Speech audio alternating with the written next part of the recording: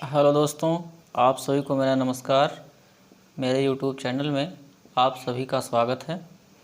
पर्यावरण अध्ययन की कड़ी में आज हम सीखेंगे जैव विविधता के बारे में, मतलब बायोडायवर्सिटी के बारे में। तो आइए जानते हैं जैव विविधता या बायोडायवर्सिटी क्या है। किसी पारितंत्र में यानी किसी इकोसिस्टम में सजीव प्राणियों की विविधता को ही जैव विविधता कहा जाता है।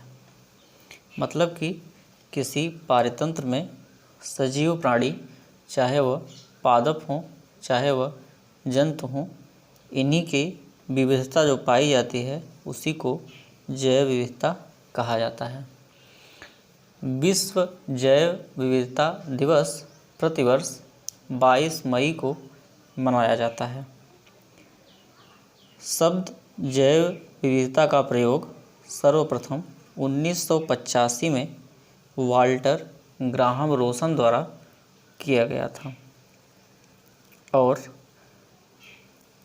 जैव विविधता का जनक E.O. विल्सन को कहा जाता है।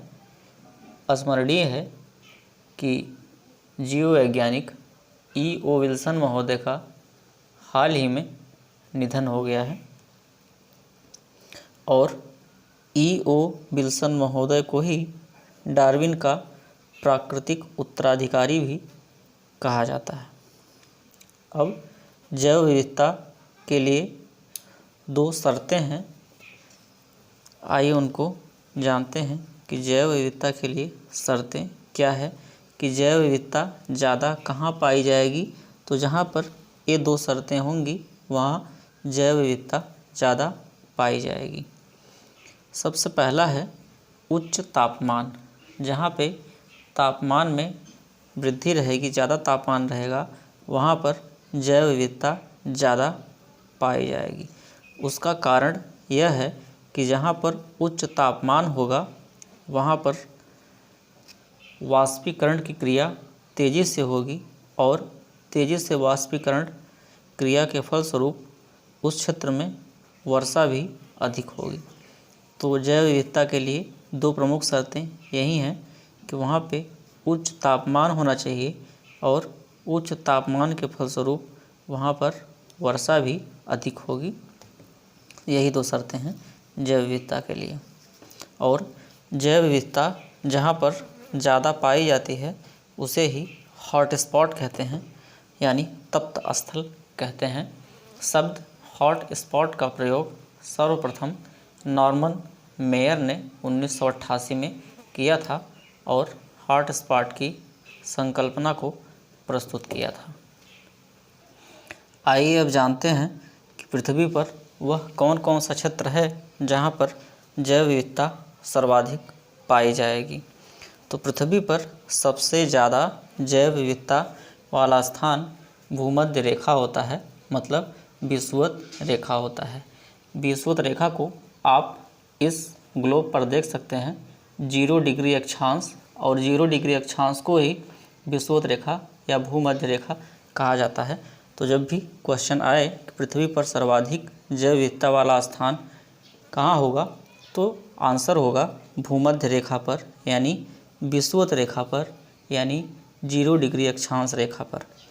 और अगर यह क्वेश्चन पूछा जाए कि पृथ्वी पर सर्वाधिक जैव विविधता वाला क्षेत्र कौन सा है, तो सबसे ज़्यादा जैव विविधता वाला क्षेत्र आपका ये होगा उष्ण कटिबंध। और आप सभी जानते हैं कि उष्ण कटिबंध क्या होता है।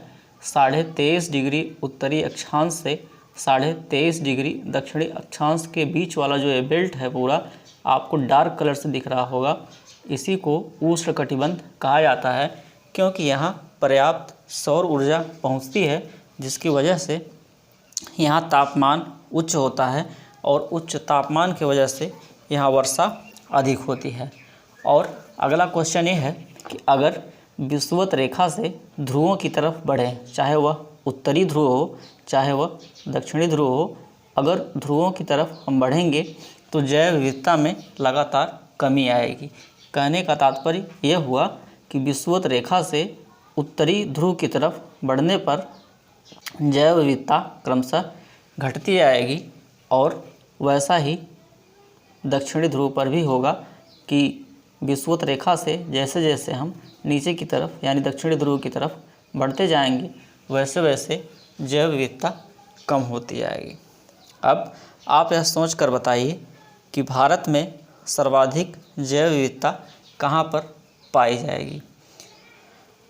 हमने जैसा कि आपको जस्ट पहले ही बताया कि सर्वाधिक जैव विविधता पाई जाती है भूमध्य रेखा पर, और भूमध्य रेखा से जैसे जैसे उत्तरी ध्रुव की तरफ बढ़ते हैं वैसे वैसे जैव विविधता में कमी आती है। तो हमारा प्यारा भारत देश, जिसका अक्षांशीय विस्तार 8 डिग्री 4 मिनट से 37 डिग्री 6 मिनट है, तो जाहिर सी बात है कि जो नीचे वाले स्थान होंगे, मतलब जो दक्षिणी स्थान होंगे, वहीं पर सर्वाधिक जैव विविधता पाई जाएगी। और जो दक्षिणी स्थान है उसमें मुख्य है पश्चिमी घाट। हाँ, अगर यह पूछा जाए कि पश्चिमी घाट में भी कहाँ पाई जाएगी सबसे ज़्यादा जैव विविधता, तो इसका उत्तर होगा केरल में शांति घाटी यानी साइलेंट वैली, केरल में सबसे ज़्यादा जैव विविधता पाई जाएगी।